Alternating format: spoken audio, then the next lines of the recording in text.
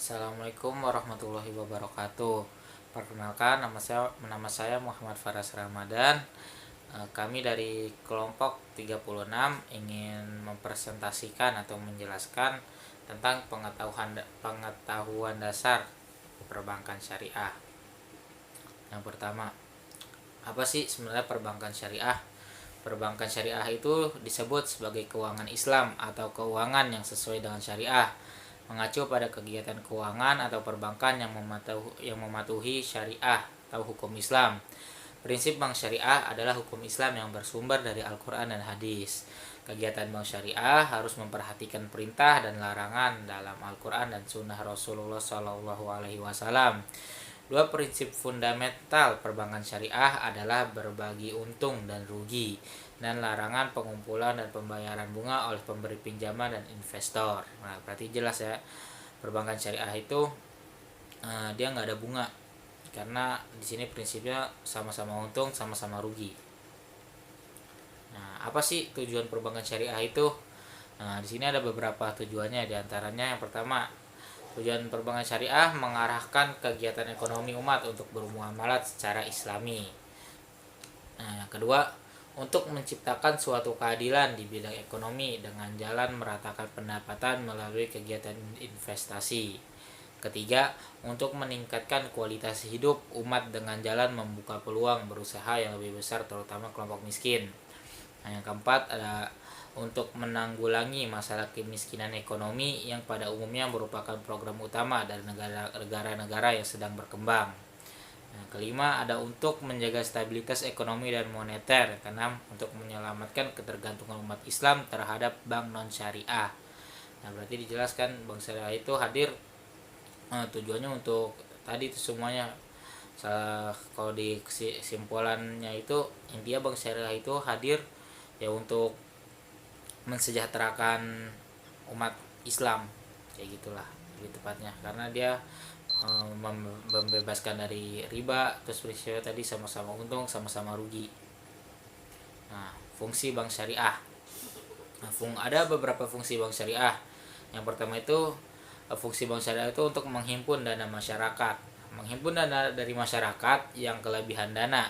Bank syariah mengumpulkan atau menghimpun dana dari masyarakat dalam bentuk titipan dengan menggunakan akad al-wadiah ataupun dalam bentuk investasi dengan menggunakan akad al-mudharabah. Nah, jadi menghimpun itu maksudnya ya menerima menaruh kan uang masyarakat, terutama di sini masyarakat muslim ya. Itu ada wadiah dan ada mudharabah. Apa itu wadiah dan mudharabah nanti kita jelaskan selanjutnya. Nah, yang kedua, ada fungsi bank syariah sebagai penyalur dana kepada masyarakat. Menyalurkan dana kepada masyarakat yang lebih membutuhkan. Masyarakat dapat memperoleh pembiayaan dari bank syariah asalkan mereka dapat memenuhi semua ketentuan dan persyaratan yang sudah berlaku. Menyalurkan dana merupakan aktivitas yang sangat penting bagi bank syariah. Dalam hal ini, bank syariah akan memperoleh return atas dana yang disalurkan. Return atau pendapatan yang diperoleh bank syariah atas penyaluran dana ini tergantung pada akadnya. Nah, yang ketiga ada fungsi bank syariah memberikan pelayanan jasa bank. Selain menghimpun dana dan menyalurkan dana kepada masyarakat, bank syariah juga memberikan pelayanan jasa perbankan kepada nasabahnya. Pelayanan jasa bank syariah ini diberikan dalam rangka memenuhi kebutuhan masyarakat dalam menjalankan aktivitasnya. Berbagai jenis produk pelayanan jasa yang dapat diberikan oleh bank syariah antara lain jasa penerimaan uang, transfer ya, pemindahan buku, terus penagihan surat berharga ataupun sebagainya. Nah, ini jasa-jasa atau pelayanan bank syariah ya. Nah, tadi nih selanjutnya masuk ke prinsip-prinsip bank syariah. Nah, pertama itu ada mudharabah tadi yang sudah kita singgung di awal tadi ya. Sebenarnya apa sih mudharabah itu? Mudharabah itu adalah akad kerjasama antara sahibul mal, pemilik modal, yaitu kita sebagai pemilik modal. Terus dan mudharrib, pengelola dana. Pengelola dana itu di sini yang dimaksud adalah si bank. Nah, yang pembagian keuntungannya berdasarkan bagi hasil menurut kesepakatan awal. Nah, bagi hasil tuh gimana sih bagi hasil itu? Ya bagi hasil yang tadi kita singgung tadi di awal tuh prinsipnya adil, yaitu sama-sama untung, sama-sama rugi. Jadi kalau kita dibagi hasilnya misalnya di akad awal ya udah kita kalau kita untung 10% keuntungan bagi buat pemilik modal. Nah, kalau kita rugi, bank rugi, ya udah pemilik modal juga ikut nanggung kerugian itu, karena di sini kesepakatan kan di awal mudharabah. Yang kedua ada musyarakah. Musyarakah itu akad kerjasama di antara dua atau lebih sahibul mal untuk mendirikan usaha bersama dan bersama-sama mengelolanya. Nah, terus yang ketiga lagi ada wadiyah. Nah, wadiyah itu adalah titipan murni dari satu pihak ke pihak lain. Nah, dalam Islam sendiri itu wadiyah itu ada dua ya, mempunyai dua artinya. Yang pertama itu ada wadiyah ya ada amanah, yaitu bisa diartikan penerima wadiyah tidak bertanggung jawab jika ada kehilangan ataupun kerusakan pada wadiyah yang bukan disebabkan kelalaian atau kecerobohan penerima wadiyah.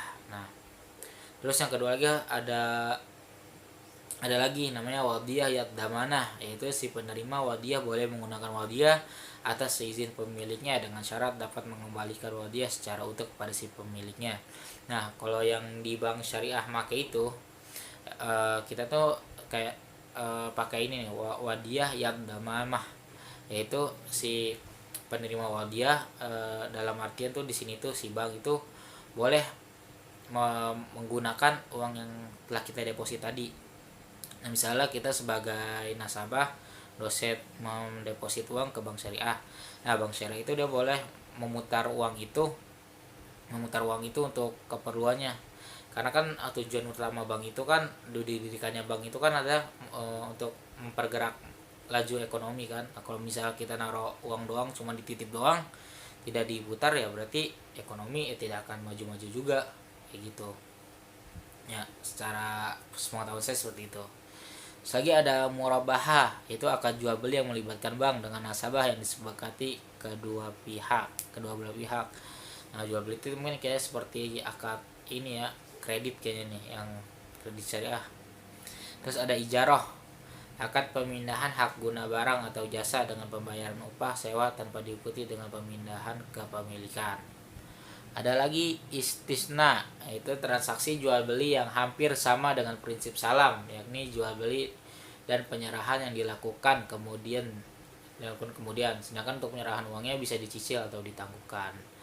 Ada lagi dengan salam, transaksi jual beli suatu barang tertentu antara pihak penjual pembeli dengan harga yang terdiri atas harga pokok barang dan keuntungan yang ditambahkan telah disepakati bersama oleh kedua belah pihak. Lagi ada akad qard. Qard itu perjanjian pinjam meminjam uang atau barang yang dilakukan tanpa ada orientasi keuntungan.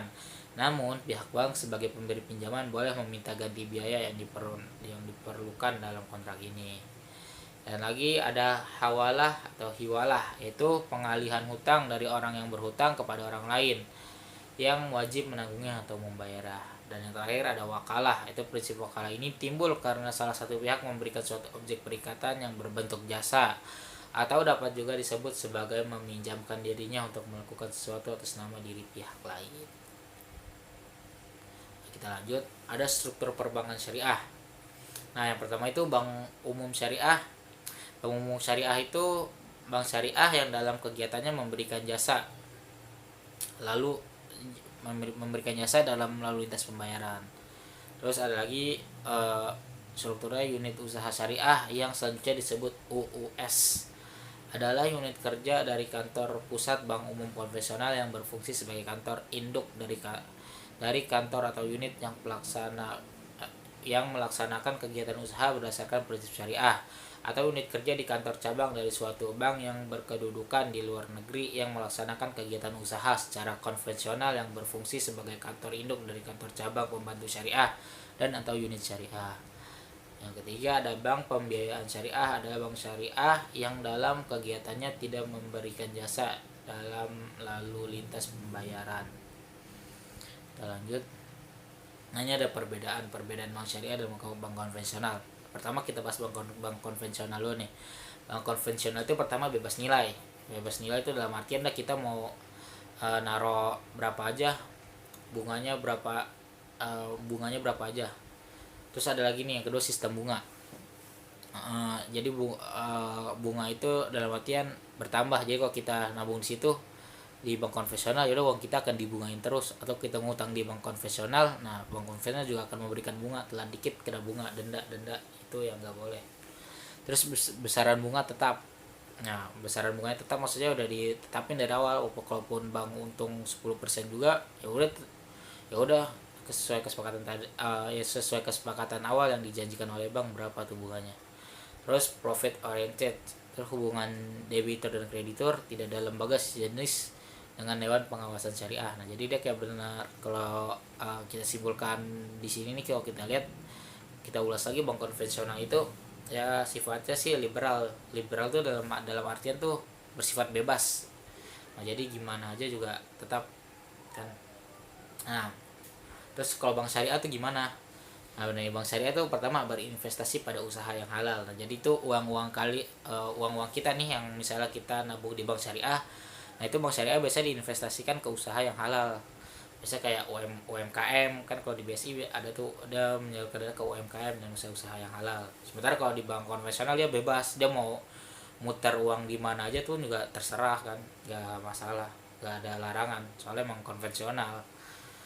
Terus keuntungannya itu ada dasar bagi hasil, margin, keuntungan, dan fee. Nah, bagi hasil kayak tadi, kalau misalnya perusahaan untungnya gede, misalnya bank pengelola uang, kita pakai akad mudharabah, bank dapat untungnya gede, ya kita juga dapat berhak mendapatkan keuntungan gede sesuai kesepakatan di awal tadi gitu, dan fee. Terus yang ketiga ada besaran bagi hasil berubah-ubah tergantung kinerja usaha. Nah, kan bagi hasilnya berubah-ubah kadang.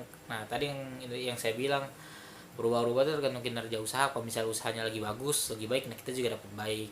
Kalau lagi buruk, ya udah kita juga ikut juga buruknya, karena sama-sama adil. Beda dengan konvensional tetap bank mau dia lagi naik, ya dia harus tetap sesuai janjinya memberikan bunga yang telah dijanjikan. Dan sebaliknya kalau kita ngutang ke bank konvensional, kalau kita lagi macet juga, bank konvensional dia tidak mau tahu. Yang penting ngutang harus dibayar, bunganya juga tetap harus dibayar gitu. Nah, terus yang keempat ada profil dan falah oriented, kebahagiaan dunia dan di akhirat. Nah, kalau di bank syariah itu kan udah sesuai yang tadi di awal tuh, sesuai prinsip dan syariah, sesuai dengan prinsip Al-Quran dan Sunnah. Jadi tidak mungkin lah melebihi bukan melebihi, maksudnya melanggar aturan prinsip Al-Quran dan Sunnah. Nah, jadi kita memiliki kebahagiaan di dunia, jadi di dunianya dapat, dan di akhiratnya pun juga dapat, seperti itu. Terus ada pola hubungan. Nah, pola hubungannya ya tadi kita sama-sama enak karena sama-sama dibagi hasil. Terus ada Dewan Pengawas Syariah atau DPS. Nah, DPS itu Dewan Pengawas Syariah. Jadi dilihat nih kinerja bank syariah itu ini sesuai prinsip atau enggak. Kalau misalnya keluar dari prinsip syariah, ntar ditegur. Jadi dilihat, kalau misalnya OJK, kalau bank konvensional kan nggak ada tuh, nggak ada yang ngawas. Tapi kalau misalnya keseluruhan ya, bank konvensional dan bank syariah itu ada yang ngawas, itu namanya OJK, Otoritas Jasa Keuangan. Jadi ya hal-hal yang berbau keuangan maupun syariah konvensional pasti harus melewati OJK dulu, perusahaan itu bodong atau enggak. Selanjutnya